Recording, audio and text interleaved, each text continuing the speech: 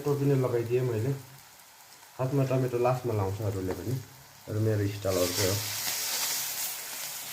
म मान्छे नि अलिकति युनिक छु भनेर भन्दिनँ।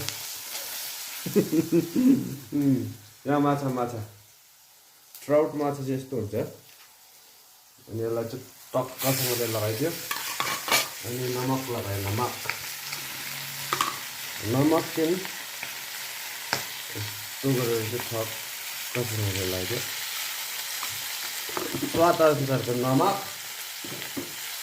अनि त्यहाँबाट टक्कसँगले चलायो। म चाहिँ मसला बेसी खाँदैन, मलाई मसला पनि मन पर्दैन बेसी।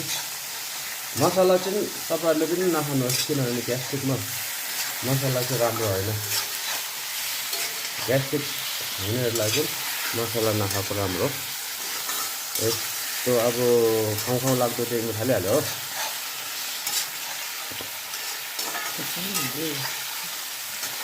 अब यसलाई हल्का फुराउनु पर्ने हुन्छ। यसलाई टक्क यतिकै राख्नुपर्छ। एकछिन मजालाई अब ठक्कसँगले राखेर हल्का यो फ्राई हुनु दिनुपर्छ। यस्तो छोप्ने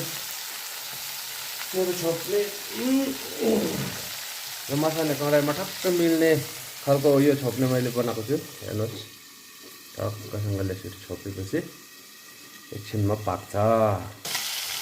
अब गाइस तपाईँहरूले हेर्नु सक्नुहुन्छ, यस्तो भएको छ हो मेरो सब्जीको कलर। ओहो, के देखेन त के पनि कालो न कालो भयो त के भयो?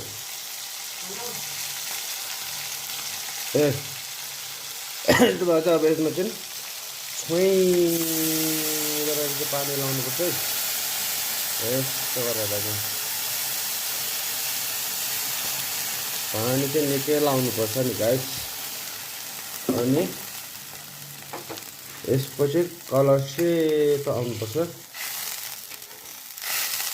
सेतो कलर नआइन्जेलसम्म चाहिँ यसलाई उमालेकै यो पानी एकताल सुकेर फेरि पानी थप्नुपर्छ। 2 खेप पानी सुकाउनुपर्छ। अनि त्यहाँको त्यसको रस चाहिँ खानुपर्छ।